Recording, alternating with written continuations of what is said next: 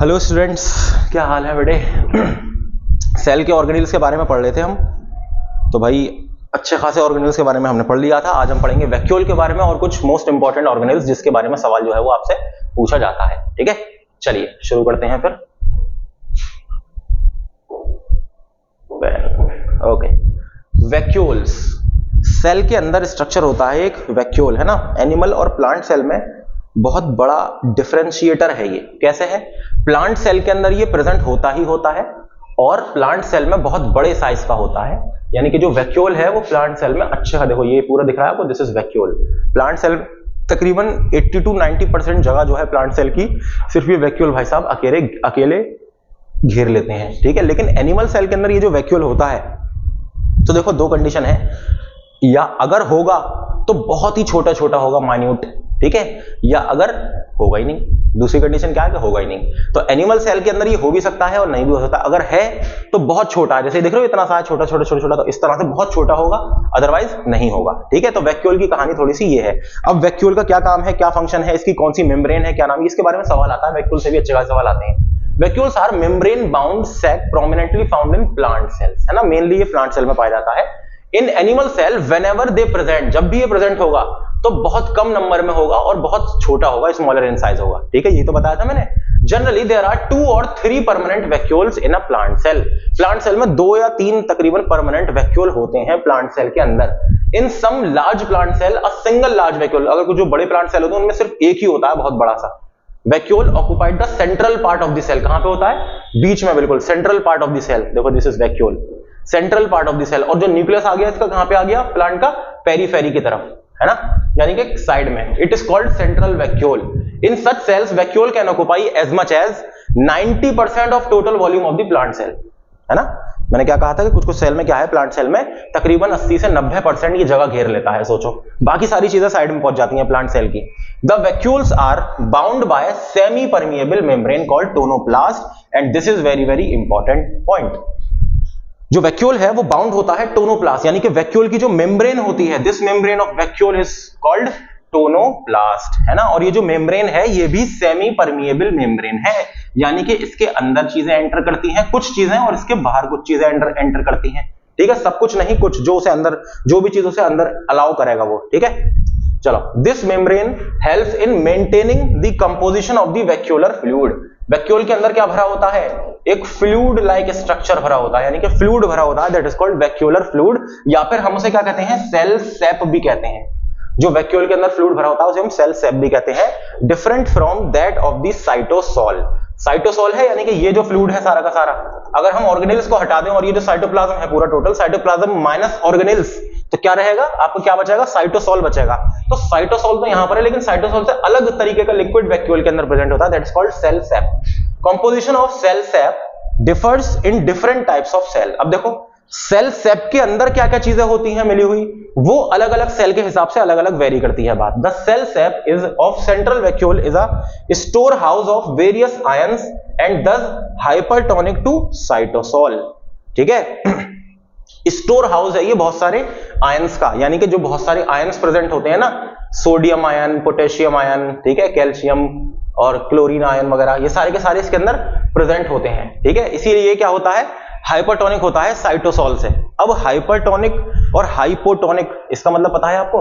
Hypertonic solution मतलब कि ज्यादा कंसंट्रेशन ऑफ सॉल्यूट, यानी कि इसके अंदर आयंस जो हैं वो यहां के मुकाबले यहां पर आयंस जो हैं वो ज्यादा होंगे, that is why it is called hypertonic. ठीक है, small vacuoles in seeds of certain plants store organic material like proteins. जो छोटे छोटे जो सीड होता है, जैसे मान लो सीड है ना प्लांट का, तो उसके अंदर वैक्यूल अगर प्रेजेंट है तो उसके अंदर क्या होंगे प्रेजेंट? प्रोटीन्स प्रेजेंट होंगे, है ना।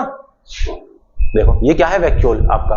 वैक्यूल्स स्टोर एक्सक्रीटरी प्रोडक्ट्स और even compounds that are harmful for unpalatable to herbivores. Herbivores के लिए जो हार्मफुल कंपोनेंट होते हैं वो भी वैक्यूल के अंदर प्रेजेंट होते हैं, यानी कि जब कोई हर्बीवोर कोई अगर प्लांट को खाएगा तो वो क्या हो जाएगा? उसकी तबीयत खराब हो जाएगी। किसकी वजह से? क्योंकि वैक्यूल के अंदर जो हार्मफुल सब्सटेंस प्रेजेंट है उसकी वजह से। ये एक तरीके से प्लांट जो है, ये चीज जो है किस लिए है इंपॉर्टेंट? क्योंकि प्लांट जो है वो अपना बचाव करना चाहता है। ठीक है, चलिए, ताकि उसे कोई हर्बीवोर ना खाए, thereby protecting the plants. तो ये प्रोटेक्शन के लिए भी इस्तेमाल होता है कि इसके अंदर वैक्यूल के अंदर जो कुछ सब्सटेंस भरे हुए हैं तो ये जो सब्सटेंस है ये प्लांट, ये जो हर्बीवोर्स होते हैं, है ना, जैसे गाय है, बकरी है, हर्बीवोर्स जो भी होते हैं, है ना, डियर है, तो ये सब इसे ना खाए। मान लो एक बार उसने खा लिया प्लांट को, उसकी तबीयत खराब हो गई, फिर उसे पता चल गया कि ये वाला प्लांट अब नहीं खाना है वरना तबीयत खराब हो जाएगी। सही है। अब वो तबीयत खराब कैसे हुई? क्योंकि वैक्यूल के अंदर क्या प्रेजेंट था, उसके लिए जो घातक मॉलिक्यूल है वो प्रेजेंट थे, ठीक है, हार्मफुल सब्सटेंसेस प्रेजेंट थे। Attractive colours of the petals are due to storage of such pigments in vacuoles. देखो वैक्यूल्स के जो पिगमेंट्स होते हैं ना, जो पिगमेंट होते हैं वो वैक्यूल के अंदर ही तो होते हैं पिगमेंट, जो अट्रैक्टिव कलर्स होते हैं। अरे आपने देखे हैं भाई, फूल जो है वो अलग अलग कलर के होते हैं, तो फूल जो है क्या, जो पेटल्स हैं फूल के, यानी कि जो पंखड़ी होती है, कलरफुल जो पार्ट होता है फूल का, फ्लावर का, वो सेल्स का ही तो बना है, प्लांट सेल्स ही तो है। प्लांट सेल के अंदर वैक्यूल भी प्रेजेंट है, और वैक्यूल के अंदर वो कलरफुल पिगमेंट प्रेजेंट होते हैं, जिसकी वजह से जो कलर हमें शो होता है उसका, फ्लावर का। इनटेक ऑफ फूड और foreign particle by phagocytosis involve formation of food vacuole. अगर आपने अमीबा के बारे में अगर याद हो तो अमीबा क्या है, फूड वैक्यूल बनाता है। या फिर हमने पीछे क्या पढ़ा था, हमने पीछे क्या पढ़ा था, यहां पे देखिए फूड वैक्यूल बनना है, यहां पे कहीं हमने लाइसोसोम पढ़ा था, यहां पे ये देखो, ये रहा, जब खाना खाएगा, ठीक है, तब क्या बन जाएगा, फूड वैक्यूल बन जाएगा। तो देखो ये वैक्यूल ही तो है, यानी कि इसमें फूड के पार्टिकल हैं। सही है।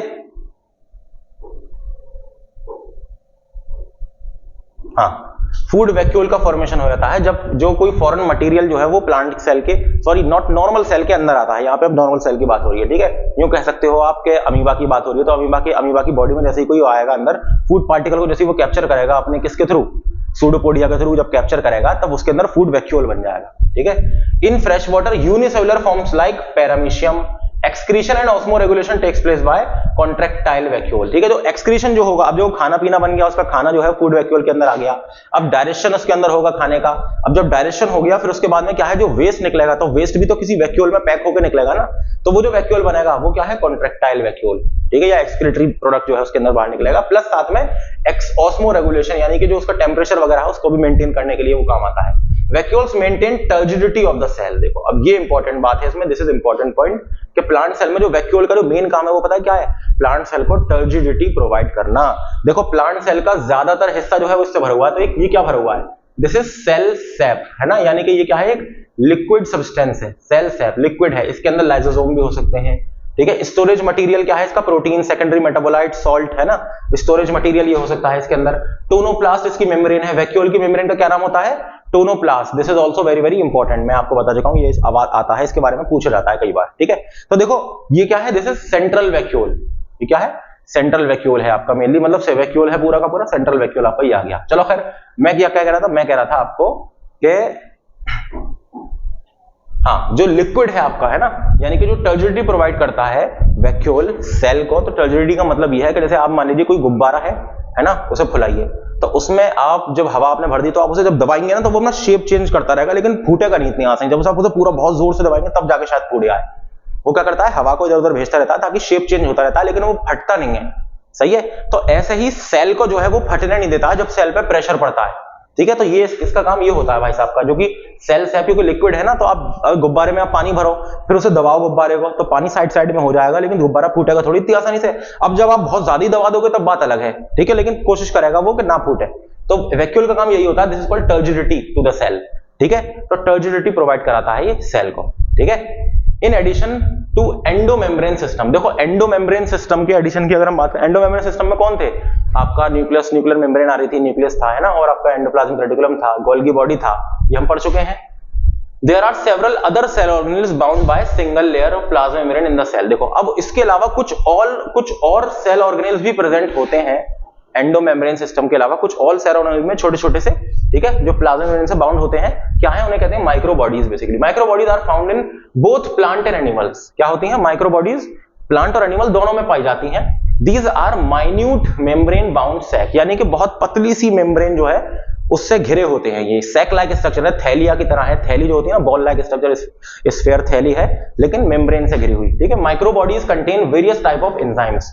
माइक्रो बॉडीज के पास अलग अलग तरह के एंजाइम्स होते हैं, based on which they are classified into different types, few of which are explained here. तो देखो अलग अलग तरह के एंजाइम्स इनके पास प्रेजेंट है, यानी कि ऐसे केमिकल कंपाउंड जो कहीं ना कहीं डायरेक्शन में हेल्प करते हैं, या फिर किसी को तोड़ने फोड़ने में हेल्प कर रहे हैं, या रिएक्शन कराने में हेल्प कर रहे हैं, ठीक है। तो देखो सबसे पहले अगर हम बात करते हैं तो ये है आपके स्फेरोसोम्स। क्या है, स्फेरोजोम। ये क्या है? These are found mainly in cells involved in synthesis and storage of fat. देखो ये जो चीजें हैं ये आपको याद रखनी है। स्फेरोजोम का क्या काम है? इसका काम ये है कि ये इन्वॉल्व होता है फैट की सिंथेसिस में और उसके स्टोरेज में। फैट को सिंथेसाइज करता है यानी कि बनाता है और उसे स्टोर करता है। For example endosperm of oil seed, जो ऑयल सीड होते हैं ना, जो सीड होते हैं जैसे मस्टर्ड का सीड है, ऑयल वाला सीड होता है ना, सरसों, तो उसे आप जब पीसते हैं तभी तो उसमें से ऑयल निकलता है, तो वो ऑयल क्या है? फैट ही तो है। तो वो कहां स्टोर है? वो उसके अंदर जो स्फेरोजोम है वहां स्टोर है। समझ गए? Endosperms of oil seed. The membrane of spherosome is half unit membrane. देखो अब ये याद रखनी है आपको, कैसी है? Half unit membrane. This membrane has only one phospholipid layer. हमने क्या पढ़ा था? मेम्ब्रेन बाई फॉस्फोलिपिड पढ़ी थी ना हमने, है ना? बाई लेयर हमने पढ़ा था, लेकिन इसके पास क्या है? सिर्फ और सिर्फ एक ही लेयर होती है, ये वाली लेयर नहीं होती। ठीक है, सिर्फ एक फॉस्फोलिपिड की लेयर होती है, इसीलिए हमेशा कहते हैं हाफ यूनिट मेम्ब्रेन। ठीक है, स्फेरोजोम की ये बातें याद रखना, 2-3 पॉइंट है बस। अगला है आपका पेरोक्सिसोम। ठीक है, ये सब हम क्या पढ़ रहे हैं? स्फेरोजोम, पेरोक्सिसोम, ये सब क्या है? These are micro bodies. ठीक है,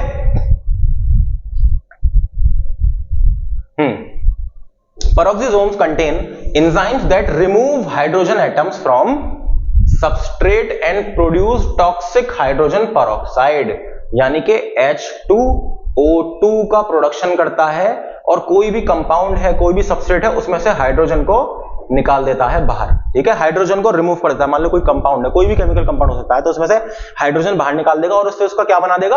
हाइड्रोजन पेरोक्साइड बना देगा, यानी कि H2O2 का प्रोडक्शन कर देगा बाय यूटिलाइजेशन ऑफ ऑक्सीजन, और ऑक्सीजन का इस्तेमाल करेगा उसमें। At the same time peroxisome also contain enzymes that convert toxic. अब देखो, जब इसने ये कर दिया, H2O2 बना दिया, तो कन्वर्ट टॉक्सिक, और ये कैसा होता है? टॉक्सिक होता है, हाइड्रोजन पेरोक्साइड, टू वाटर। फिर ये इसे किस में कन्वर्ट कर देगा? पानी में, वाटर में कन्वर्ट कर देगा इसे। सही है। Conversion of toxic substance like alcohol takes place in liver cell by peroxisomes. ठीक है, अरे भाई जो लोग शराब पीते हैं, दारू पीते हैं, तो उनमें जो हार्मफुल ये जो बनते हैं, ठीक है, तो पेरोक्सिसोम क्या करता है? वो शराब का जो नशा उतरता है, वो क्या होता है? बेसिकली एल्कोहल का जो मॉलिक्यूल है उसको तोड़ना होता है। वो जो टॉक्सिक मॉलिक्यूल है सब, तो इसको कैसे तोड़ता है वो? पेरोक्सिसोम कैसे तोड़ रहा है? इसके अंदर जो एंजाइम्स होते हैं ना, जो हमारे जैसे लीवर के हमारे सेल्स में मौजूद है, ये लीवर जो है वही तो सिंथेसाइज करता है ना, लीवर के सेल्स में मौजूद है पेरोक्सिसोम। तो पेरोक्सिसोम क्या करता है कि वो जो एल्कोहल का कंपाउंड है उसमें से हाइड्रोजन को बाहर निकाल देगा। ऑक्सीजन का इस्तेमाल, जो हम सांस ले रहे हैं ना, ऑक्सीजन का इस्तेमाल करके हाइड्रोजन को बाहर निकाल देगा और कौन सा एक मॉलिक्यूल बना देगा? क्या बना देगा? H2O2 बना देगा। अब जब H2O2 बन जाएगा, ठीक है, देखो हाइड्रोजन वहां से आया अल्कोहल से और ऑक्सीजन इसने लगा दिया, तो H2O2 जब बन गया, फिर उसके बाद में ये फौरन H2O2 को पकड़ा रहेगा और बाद में क्या करेगा? H2O2 से एक ऑक्सीजन को बाहर निकाल देगा, तो यानी क्या बन जाएगा? H2O, यानी कि वाटर। समझ गए? यानी कि जो आपने जो शराब पी रखी है, तो वो शराब किस में कन्वर्ट हो जाती है? वाटर के अंदर। ठीक है, और ये कौन करता है काम? हमारा लीवर। और इसमें H2O2 का जो प्रोडक्शन होता है ना, ये बहुत ज्यादा टॉक्सिक होता है। इसी की वजह से शराब पीने वालों का लीवर खराब होता है, क्योंकि उनकी बॉडी के अंदर H2O2 जो है वो ज्यादा होता है। क्यों? अब ये ज्यादा क्यों है? क्योंकि एल्कोहल का जो कंपाउंड है वो टूट रहा है H2O2 में, है ना। तो अब वो H2O2 हर वक्त मौजूद है, अब टॉक्सिक है तो कहीं ना कहीं तो असर करेगा ना अपना, तो लीवर इसीलिए खराब हो जाता है शराब पीने वालों का। समझ गए? तो पेरोक्सिसोम की कहानी है पूरी। पेरोक्सिसोम जो है वो एक्ट करता है इस पर। ठीक है, कैसे एक्ट करता है हमने आपको बात बता दी। ठीक है, अब जब देखो माइक्रो बॉडीज जो हम पढ़ रहे हैं, पेरोक्सिसोम्स, स्फेरोजोम और ग्लाइऑक्सिसोम। ग्लाइऑक्सिसोम भी तो है। ग्लाइऑक्सिसोम है क्या? पेरोक्सिसोम, ये रहे ग्लाइऑक्सिसोम। देखो ग्लाइऑक्सिसोम क्या है, जरा देखो, एक बार देख लो इसे भी। ठीक है, ग्लाइऑक्सिसोम्स क्या है? ये भी माइक्रो बॉडीज है। These membrane bound organelles contain enzymes that convert, देखो फैटी एसिड को कन्वर्ट करता है शुगर में। फैटी एसिड जो होते हैं, यानी कि जो फैट टूटता है, किस फॉर्म में टूटता है? फैटी एसिड और ग्लिसरॉल में टूटता है ना। जब हम खाना खाते हैं, हमारी बॉडी में क्या है? फैट जाता है। जब हम खाने में फैट लेते हैं तो फैट डाइजेस्ट होता है ना, लाइपेज एंजाइम के थ्रू, जो हमारे पैनक्रियाज से निकलता है। तो लाइपेज से जब फैट डाइजेस्ट होगा तो किस में टूटेगा? डाइजेस्ट होगा। उसकी सिंपलेस्ट फॉर्म क्या होगी? एक होगी फैटी एसिड, दूसरी होगी ग्लिसरॉल। तो फैटी एसिड जो फॉर्म है उसको भी फर्दर चेंज करता है कौन? ग्लाइऑक्सिसोम्स। ग्लाइऑक्सिसोम क्या है? एक माइक्रो बॉडी है जो चेंज करता है या कन्वर्ट करता है फैटी एसिड्स को शुगर के अंदर, यानी कि ग्लूकोज, फ्रक्टोज शुगर के अंदर। They can be observed in cells by cells of germinating seed. तो जो सीड जर्मिनेट कर रहे होते हैं ना, तो उनमें ऑब्जर्व किया जाता है, क्योंकि सीड्स को खाना चाहिए होता है जर्मिनेशन के लिए। तो खाना क्या है? जो उनमें फैटी एसिड जमा हुआ है, तो वही फैटी एसिड कन्वर्ट हो रहा है शुगर में।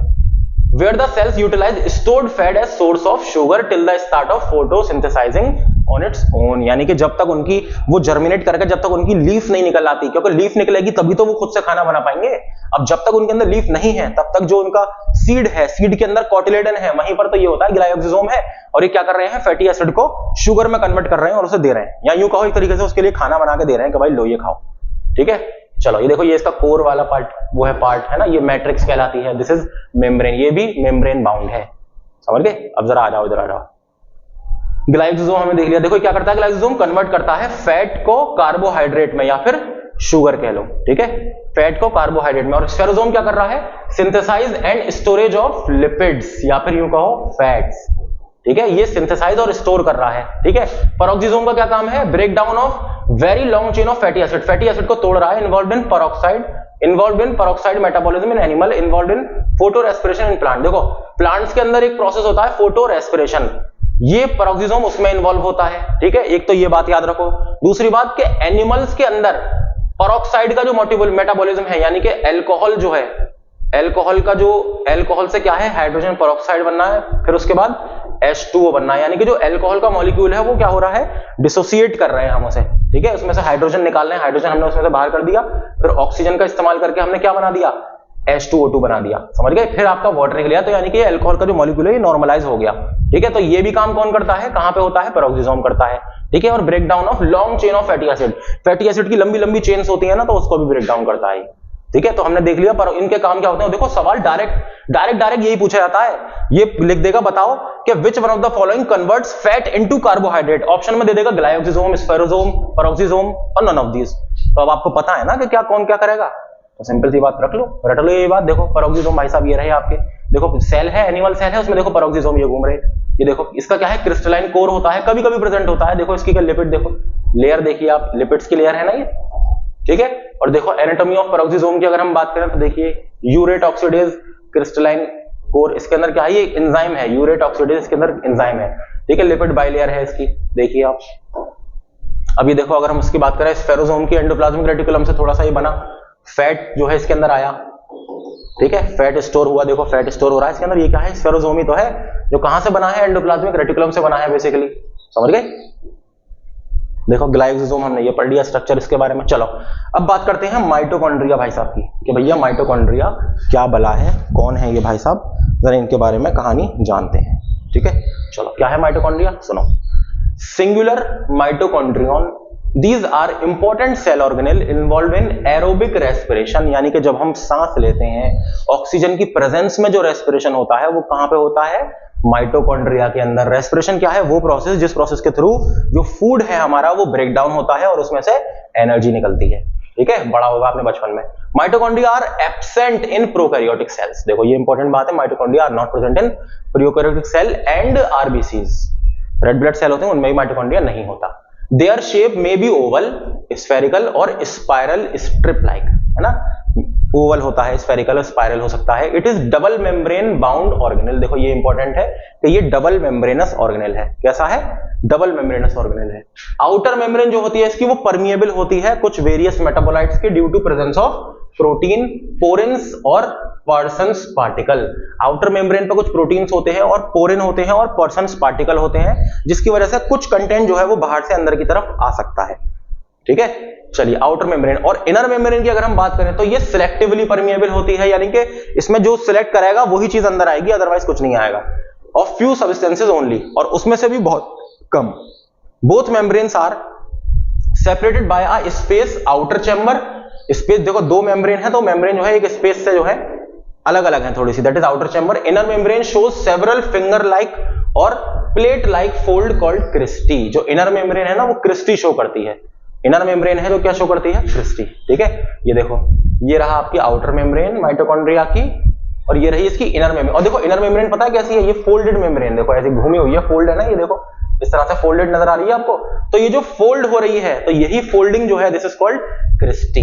देखो एक हमने पढ़ा था सिस्टर्नी, सिस्टर्नी याद है, सिस्टर्नी किसमें प्रेजेंट था, ये गोल्गी के अंदर था, ठीक है, और एंडोप्लाज्मिक रेटिकुलम के अंदर भी था, सिस्टर्नी हमने पढ़ा था। यहां पर है क्रिस्टी, CRISTAE, तो ये वाली बात भी बड़ी इंपॉर्टेंट है, पूछता है कि क्रिस्टी इज एसोसिएटेड विद या क्रिस्टी इज प्रेजेंट इन, तो जवाब दे देगा आपको Golgi body, endoplasmic reticulum, both of these, या माइटोकॉन्ड्रिया। तो क्या है इसका आंसर? माइटोकॉन्ड्रिया। क्रिस्टी पूछा है माइटोकॉन्ड्रिया, अगर सिस्टर नहीं पूछा है तो गोल्गी बॉडी, और अगर गोल्गी बॉडी नहीं होगा ऑप्शन में तो एंडोप्लाज्मिक रेटिकुलम। ठीक है, ये पूछी जाती है बात, ये बात बताई जाती है हमें। देखो ये आउटर मेम्ब्रेन है बाहर वाली, ये इनर मेम्ब्रेन है ना, ये इंटरमेम्ब्रेनल स्पेस है। जो आउटर मेम्ब्रेन और इनर मेम्ब्रेन के जो बीच का स्पेस है इंटरमेम्ब्रेनल स्पेस। देखो इसके अंदर अपना खुद का डीएनए होता है, ओन डीएनए होता है, सर्कुलर होता है ना, सर्कुलर ओन डीएनए होता है। ठीक है, इसके पास F0 और F1 पार्टिकल होते हैं। ठीक है, जिसे हम ऑक्सिजोम कहते हैं, उसके बारे में भी हम पढ़ेंगे। कहां प्रेजेंट होते हैं? ये आपकी मेम्ब्रेन पे प्रेजेंट होते हैं। कौन सी? जो इनर मेम्ब्रेन है। देखो ये इनर मेम्ब्रेन जो मुड़ी हुई है ना, देखो इनर मेम्ब्रेन मुड़ गई है, तो यहां पर ही तो ये प्रेजेंट है। देखो दिस इज ऑक्सिजोम्स। क्या है ये? ऑक्सिजोम्स, जिसे हम कहते हैं F1 पार्टिकल। क्या कहते हैं? F1 particle. ठीक है, देखो ऑक्सिजोम में देखो क्या होता है? बेस होता है, पेडिकल होता है जिसे F0 कहते हैं, और हेड होता है this is called F1 particle. सही है, तो ये क्या है? पूरा का पूरा आपका माइटोकॉन्ड्रिया का स्ट्रक्चर, जिसके बारे में अभी हम डिस्कस करने वाले हैं। देखो इनर मेम्ब्रेन जो होती है बेयर्स न्यूमरस पार्टिकल्स, यानी कि ऑक्सिजोम जिसकी मैंने अभी बात करी, एंड साइटोक्रोम भी इसमें होते हैं, और इलेक्ट्रॉन कैरियर होते हैं। इलेक्ट्रॉन्स कैरियर होते हैं, साइटोक्रोम होते हैं, और ऑक्सिजोम जो है वो इनर मेम्ब्रेन में ही होते हैं। Inner membrane encloses a cavity, inner chamber. Inner membrane की जो कैविटी होती है that is called inner chamber, containing a fluid matrix, जिसके अंदर क्या भरा होता है? फ्लूइड मैट्रिक्स भरा होता है। देखो ये जो है ना, ये वाली जो कैविटी है, इसके अंदर क्या भरा हुआ है? इसके अंदर क्या भरा हुआ है? फ्लूइड लाइक मटेरियल भरा हुआ है, जो इनर मेम्ब्रेन की कैविटी है। ठीक है, matrix contain few coils of circular DNA. देखो कैसा डीएनए प्रेजेंट है? सर्कुलर। आरएनए भी होता है, और देखो इसके अंदर राइबोसोम कैसे होते हैं? 70S type ribosome. जिस तरह के राइबोसोम बैक्टीरिया में पाए जा रहे थे, उसी तरह के राइबोसोम इसमें पाए जाते हैं। जिस तरह का प्रोकैरियोटिक सेल में या बैक्टीरिया के अंदर डीएनए था, उसी तरह का इसमें डीएनए होता है। ठीक है, यानी कि ये बैक्टीरिया से बहुत ज्यादा रिजेंबल करता है। अब क्यों करता है वो अभी हम आगे देखेंगे, आज ही पता चलेगा उसके बारे में। लिपिड्स होते हैं इसमें, और वेरियस एंजाइम होते हैं जो कि क्रेब साइकिल में हेल्प करते हैं, Krebs cycles and other pathways. ठीक है, ये सब क्रेब साइकिल क्या होती है, अदर पाथवेज क्या है, इसके बारे में हम डिस्कस करेंगे जब हम एनिमल फिजियोलॉजी पढ़ेंगे। ठीक है, चलो ये देखो, ये आपने देख लिया माइटोकॉन्ड्रिया। देखो ये है इसकी वो है, देखो दिस इज आउटर मेम्ब्रेन। ठीक है, और ये इनर मेम्ब्रेन। देखो ये बीच का जो स्पेस है this is inter membranal space. ठीक है, और ये है इसकी जो इनर मेम्ब्रेन जो फोल्ड हो रही है। देखो ये फोल्ड हो रही है, तो ये जो फोल्डिंग है, this folding is called cristae. ये देखो ये क्या है? ये क्रिस्टी जंक्शन, या फिर इसे कहिए इस फोल्डिंग को क्रिस्टी। जहां पे दो क्रिस्टी मिल रही है उसे हम क्रिस्टी जंक्शन कहते हैं। ठीक है, इसके अंदर देखो ये जो पार्टिकल नजर आ रहा है ना आपको, ये क्या है? ये ऑक्सिजोम्स है, यानी कि F0 F1 कॉम्प्लेक्सेस, बेसिकली ऑक्सिजोम है इसके अंदर। ठीक है, ये जो जगह खाली है इसके अंदर, ये क्या है? मैट्रिक्स है। ठीक है, ये आपकी इनर मेम्ब्रेन आपने देख ही लिया। साइज कितना है? तकरीबन चौड़ाई कितनी है? 0.1 से 0.5 माइक्रोमीटर चौड़ाई है, और लंबाई कितनी है माइटोकॉन्ड्रिया की? 1 से 2 माइक्रोमीटर। समझ गए? ये पूरा माइटोकॉन्ड्रिया का एक 3 डायमेंशनल डायग्राम है, 3D डायग्राम है आपके सामने। ठीक है, अब जरा देखो ऑक्सिजोम का क्या काम है और ये क्या करता है। जो माइटोकॉन्ड्रिया का ही पार्ट है, जो हमने अभी देखा था ऑक्सिजोम, जो इनर मेम्ब्रेन मुड़ी हुई है ना, तो मुड़ी हुई इनर मेम्ब्रेन पे ही अटैच है। देखो ये रे अटैच। ठीक है, देखो oxysome inner membrane of mitochondria bears numerous particles called oxysomes, यानी जिसे हम F1 F0 या फिर फर्नांडिस मोरेन या फिर एलिमेंट्री पार्टिकल्स या फिर माइटोकॉन्ड्रियल पार्टिकल्स भी कहते हैं। देखो इतने सारे नाम हैं इसके, है ना, बट F0 F1 पार्टिकल और ऑक्सिजोम ही याद रखो, वही सफिशिएंट है। बट अगर ये सब याद रहे तो अच्छी बात है। Each particle consist of head, stock या फुट। ठीक है, हेड जो होता है वो F1 होता है, और लॉलीपॉप की तरह होता है। देखो जैसे लॉलीपॉप होता है ना, बच्चों को लॉलीपॉप देखा है आपने? देखो इसी तरह का ही तो है हेड। देखो सही है, ये क्या है? ये F1 वाला पार्ट है। क्या है? F1 वाला पार्ट है। ठीक है, फेसेस टुवर्ड्स मैट्रिक्स और फुट, और जो फुट वाला जो पार्ट होता है वो क्या होता है? F0 वाला पार्ट होता है। ठीक है, और ये किधर की तरफ फेस कर रहा है? मैट्रिक्स की तरफ। कहां पे? मैट्रिक्स की तरफ। जो यहाँ पे मैट्रिक्स है ना, उधर की तरफ ही तो फेस कर रहा है ना ये। ठीक है, is embedded inner membrane, head act as an enzyme ATP synthase. जो हेड होता है ना वो क्या निकालता है? एक एंजाइम निकालता है जिसे हम कहते हैं एटीपी सिंथेज। और फुट जो है वो प्रोटॉन चैनल होता है। फुट क्या करता है? ये प्रोटॉन्स के चैनलाइजेशन में हेल्प करता है। Oxysomes are involved in proton pumping and ATP synthesis. देखो ये इंपॉर्टेंट बात है इसकी, this is very very important point. तो ये किस चीज में इन्वॉल्व होते हैं ऑक्सिजोम? इनका काम क्या होता है असल? तो इनका काम ये होता है, तो एटीपी की सिंथेसिस करते हैं, एडिनोसिन ट्राइफॉस्फेट को बनाने में हेल्प करते हैं, जो कि एनर्जी करेंसी होती है प्लांट सेल की, जिसकी वजह से ये जो माइटोकॉन्ड्रिया है ये क्या कहलाता है? Power house of the cell. क्या कहलाता है? Power house of cell. क्यों है कहलाता है? क्योंकि ये जो एटीपी है this is called energy currency of cell, यानी कि सेल जो है वो इसका इस्तेमाल करके एनर्जी को यूटिलाइज करता है। ठीक है, अब इस एटीपी के बनने में जो हेल्प करता है वो कौन हेल्प करता है?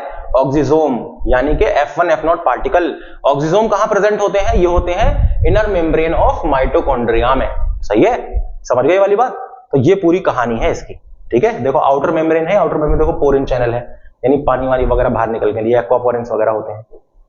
देखिए अब देखो माइटोकॉन्ड्रिया की बात हमारी फिनिश हो गई, जो इंपॉर्टेंट चीजें थी हमने आपको बता दी। अब हम बात करते हैं किसकी? प्लास्टिड की।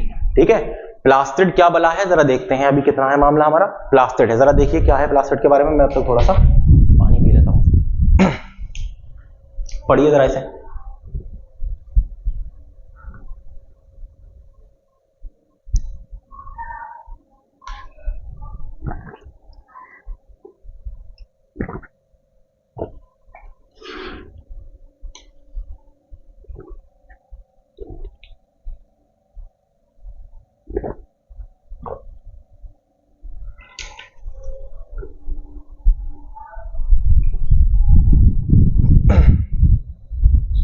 हाँ भाई, पढ़ लिया?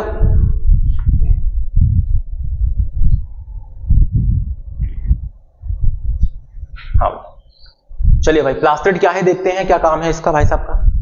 प्लास्टिड जो है वो मेनली प्लांट सेल में प्रेजेंट होते हैं, जैसे लेकिन like mitochondria plastids too are double walled. देखो ये माइटोकॉन्ड्रिया से रिजेंबल करते हैं, कैसे? जो कि प्लास्टिड जो है उनकी डबल मेम्ब्रेनस होती है, डबल मेम्ब्रेनस ऑर्गेनेल है, ये डबल वॉल्ड ऑर्गेनेल है ना।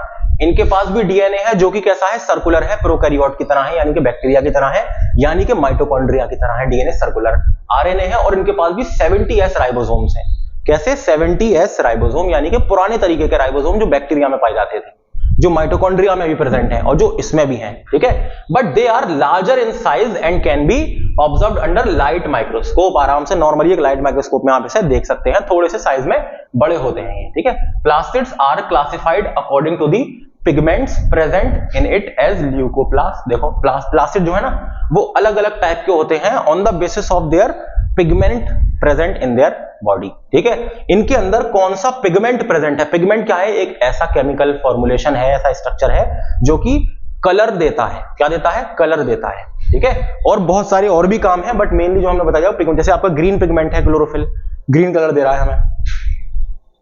तो देखो ल्यूकोप्लास्ट है, क्रोमोप्लास्ट है और क्लोरोप्लास्ट है। ठीक है, ये on the basis according to their pigments इन्हें डिवाइड कर दिया है हमने। देखो ल्यूकोप्लास्ट क्या करता है? Do not contain any pigment. जो ल्यूकोप्लास्ट है ना उसके पास कोई ऐसा पिगमेंट होता नहीं है। Such they are various shapes and sizes. Leucoplast अलग अलग शेप के होते हैं, अलग अलग साइज के होते हैं, कोई सच पिगमेंट इसमें नहीं होता। These are meant for storage of nutrient. लेकिन ये क्या करते हैं? ये न्यूट्रिएंट्स का स्टोरेज करते हैं। जैसे कि अमाइलोप्लास्ट है, ये ल्यूकोप्लास्ट का पार्ट है। अमाइलोप्लास्ट जो स्टोर क्या करता है? स्टार्च को स्टोर करता है अमाइलोप्लास्ट। एलियोप्लास्ट है, ये स्टोर करता है ऑयल को। किसको? ऑयल को। और एल्यूरोप्लास्ट है, ये स्टोर करता है प्रोटीन को। तो देखो कौन सा प्लास्टिड क्या स्टोर कर रहा है इसके बारे में भी पता होना बहुत जरूरी है। This is also very very important point two ask. ठीक है, इन द एग्जाम कि अमाइलोप्लास्ट क्या स्टोर करता है, एलियोप्लास्ट क्या स्टोर करता है और एल्यूरोप्लास्ट क्या स्टोर करता है, और ये अमाइलो एलियो और एलियो ये किसके पार्ट है, ये किसके टाइप्स हैं? तो ये ल्यूकोप्लास्ट के टाइप हैं। समझ गए? किसके हैं? ल्यूकोप्लास्ट के। देखो ये सब फोटो है, देखो amyloplast, elaioplast, proteinoplast, leucoplast, chloroplast, chromoplast, etioplast. ठीक है, ये सब प्लास्टिड के टाइप्स हैं हमारे। अब जरा देखो ये प्लास्टिड है हमारा, इसके टाइप देखो ये रहे आपके।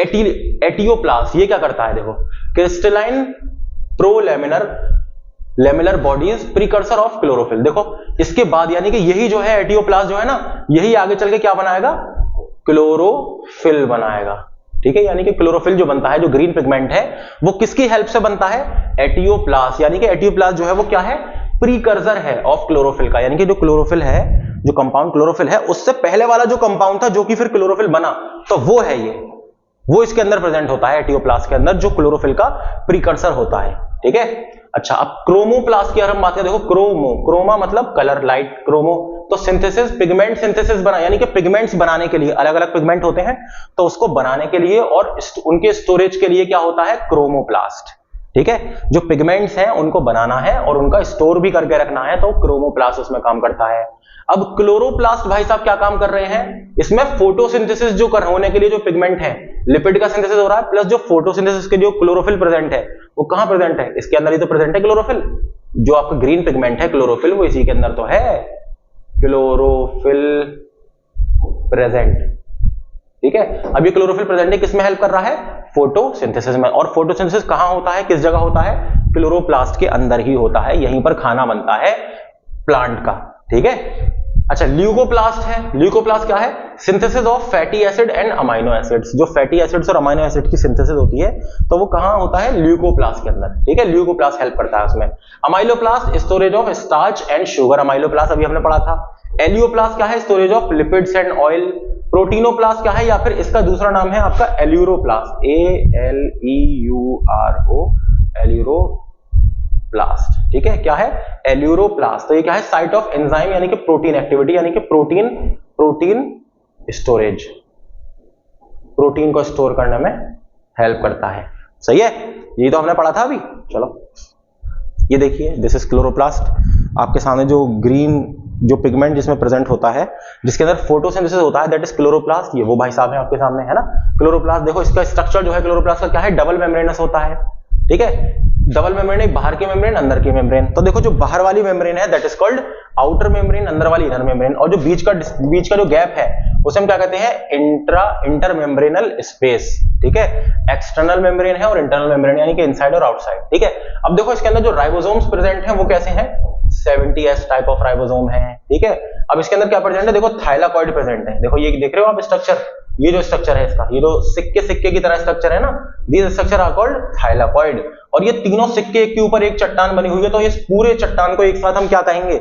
इसे हम कहेंगे ग्रेनम, यानी कि granum is stack of thylakoid, यानी कि एक के ऊपर एक रखे हुए थाइलाकॉइड कहलाते हैं ग्रेनम। ठीक है, और ये बहुत सारे, देखो ये एक चट्टा ये रहा, एक ये रहा, एक ये रहा, तो ये सब मिला के कहलाते हैं ग्राना। क्या कहलाते हैं सब मिला के? ग्रेना। ठीक है, तो ग्रेनम और थाइलाकॉइड, इसमें फर्क पता होना चाहिए। थाइलाकॉइड क्या है कि ये जो आपका सिक्के की तरह जो स्ट्रक्चर है, दिस इज थाइलाकॉइड, है ना। अब जब ये सिक्के एक के ऊपर एक के ऊपर रख गए तो ये जो एक चट्टा बना आपका, दिस इज कॉल्ड ग्रेनम। ठीक है, अब ये ऐसे बहुत सारे अगर बन गए, देखो एक ये रहा, एक ये रहा, ऐसे बहुत सारे अगर बन गए जो कि कनेक्ट हैं आपके किससे?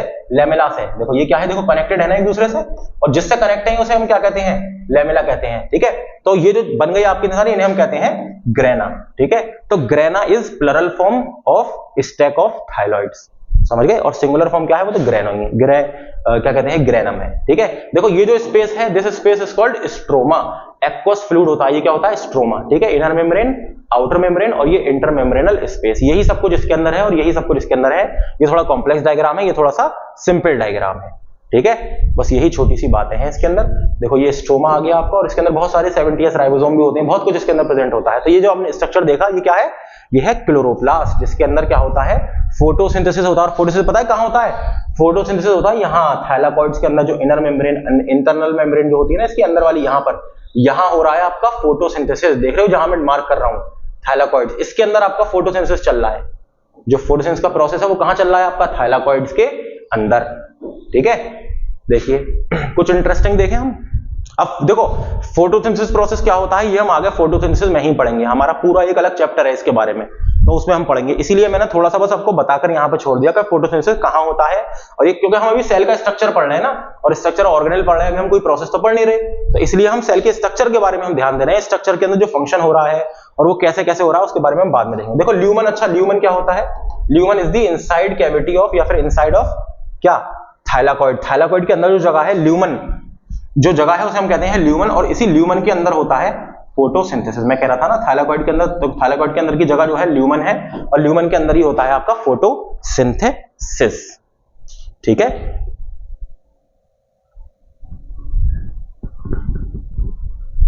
चलिए तो इतनी बात आपको समझ में आ गई अच्छे से या नहीं आई? चलो ये क्या है? Something interesting. देखो अभी बताऊंगा, ये बहुत इंटरेस्टिंग चीज है। देखो जरा कितना आपका मामला बचा है। Chromoplast, inner membrane, outer membrane. चलिए ribosome, nucleus, chromatin material, cytoskeleton. चलिए ओके, चलो कुछ इंटरेस्टिंग देखते हैं, है ना। क्या है इंटरेस्टिंग हमारी बात? देखो जरा क्या है इंटरेस्टिंग चीज। Both mitochondria and chloroplast. Mitochondria हमने पढ़ा, है ना, और क्लोरोप्लास्ट हमने पढ़ा। तो ये दोनों जो भाई साहब हैं आर डबल वॉल्ड ऑर्गेनेल्स। ये क्या है? ये डबल मेम्ब्रेनस है। ठीक है, चलो ये बात हमें पता है। They have DNA and ribosomes and can duplicate within the cell. देखो, इनका खुद का डीएनए होता है, इनके पास खुद के राइबोसोम होते हैं जो कि क्या कर सकते हैं? रेप्लिकेट कर सकते हैं, यानी कि डीएनए जो है वो विद इन बॉडी डिवाइड होता रहता है। ठीक है, न्यूक्लियस की जरूरत इसे नहीं होती। ठीक है, on their own. It is considered that primitive eukaryotic cell engulf an aerobic non-photosynthetic prokaryotic cell. देखो अब ये इंपॉर्टेंट बात है। ऐसा माना जाता है कि अब एक पुराने तरीके का जो यूकैरियोटिक सेल था उसने एक प्रोकैरियोटिक सेल को इनगल्फ कर लिया, यानी कि उसने अपनी बॉडी के अंदर एक प्रोकैरियोटिक सेल को पकड़ लिया। ठीक है, अब वो जो प्रोकैरियोटिक सेल यानी कि वो बैक्टीरिया ही होगा, जाहिर सी बात है, बैक्टीरिया लाइक स्ट्रक्चर होगा उसका, बैक्टीरिया होगा प्रोकैरियोटिक सेल, है ना, उसको इनगल्फ कर लिया और उसे फिर अपनी बॉडी के अंदर ही उसे रखा और उससे अपना काम निकलवाया। अब वो किस तरह का वो था? सेल था जो प्रिमिटिव, जो हमें क्या कहते हैं, जो प्रोकैरियोटिक सेल था वो कैसा था? एरोबिक था, यानी कि ऑक्सीजन की प्रेजेंस में काम करने वाला, और नॉन फोटोसिंथेटिक था। ठीक है, कैसा था? नॉन फोटोसिंथेटिक प्रोकैरियोट था। ठीक है, this guest cell developed symbiotic relationship. इसके साथ इसने सेल ने सिम्बायोटिक रिलेशनशिप एक पैदा करी, यानी कि सेल ने इसे फायदा दिया और इसने सेल को फायदा दिया। ठीक है, with the host cell. In course of evolution, both merge as single cell with a mitochondrion. अब जैसे जैसे एवोल्यूशन हुआ, जैसे जैसे हजारों साल बीते, तो वो जो सेल जब डिवाइड होता चला जा रहा था तो वो ये भी इसके अंदर प्रेजेंट था। ठीक है, तो ये जो है ना, ये सेल के अंदर मर्ज हो गया, यानी कि सेल के अंदर ही रह गया ये, और जैसे जैसे सेल डिवाइड हो गया तो फिर ये भी सेल के अंदर प्रेजेंट हो गया, ये भी डिवाइड होने लगा सेल के साथ। ठीक है, तो इसने सेल को अपना लिया, अपना घर से हमेशा के लिए वहीं बना लिया, और वही जो प्रोकैरियोटिक, कोई पुराने तरीके के जो प्रोकैरियोटिक सेल था जो यूकैरियोटिक में आया था, तो वही आज के जमाने में क्या कहलाता है? आपका जो माइटोकॉन्ड्रिया है वो वही कहलाता है। ठीक है, one of these cells might have engulf. अब देखो ये तो क्या हुआ? ये एक नॉर्मल एक यूकैरियोटिक सेल था, ये देखो, ये रहे एरोबिक प्रोकैरियोट, है ना, प्रोकैरियोटिक सेल है।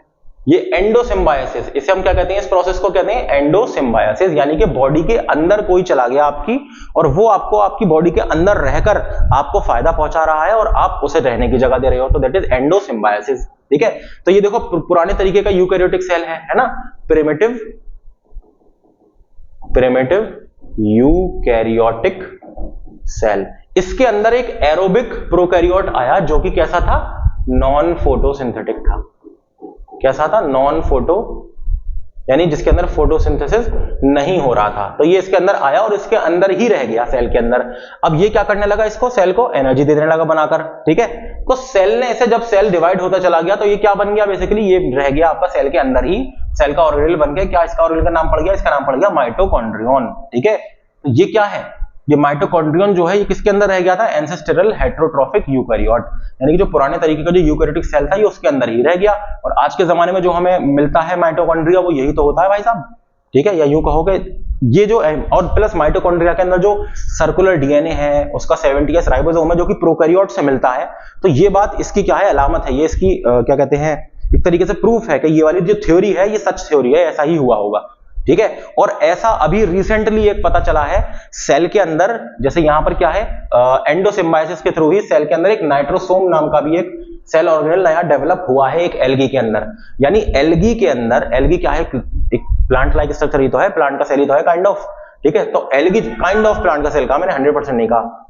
ठीक है, तो एल्गी के अंदर क्या है मामला आपका? एक नाइट्रोसोम नाम का एक ऑर्गेनेल नया फॉर्म हो गया, अभी कुछ दिन पहले की बात है ये, आप नाइट्रोसोम सर्च करिएगा आपको पता चलेगा कि जिसके अंदर सेल का जो ऑर्गेनेल है वो एल्गी को नाइट्रोजन कन्वर्ट करके दे रहा है, यानी कि जिसका क्या नाम है, वो जिसका काम क्या है कि वो नाइट्रोजन का कन्वर्जन कर रहा है।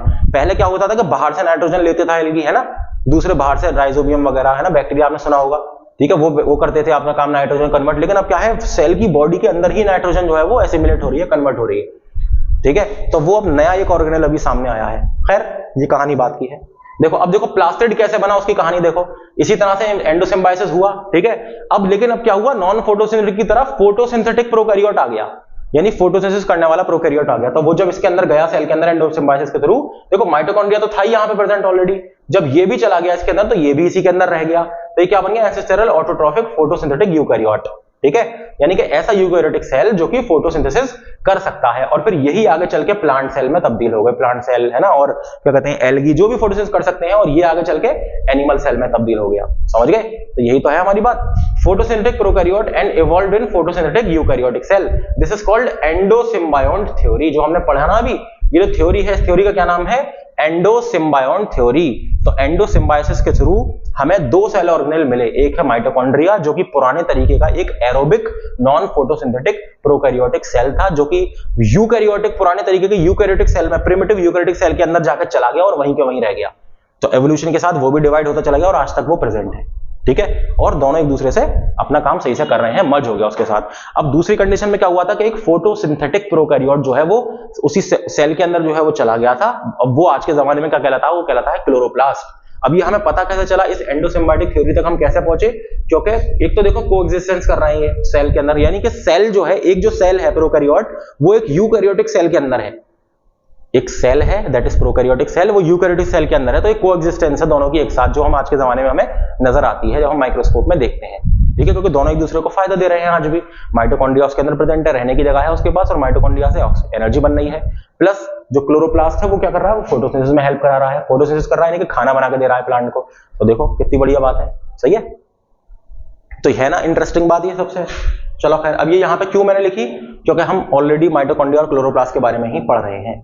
ठीक है, चलो अब बाकी के जो आपके वो हैं, क्या कहते हैं, क्रोमोप्लास्ट है, एलिरोप्लास्ट है, जो भी प्लास्ट है वो सब बाकी के हम करेंगे अपने अगले लेक्चर में, है ना।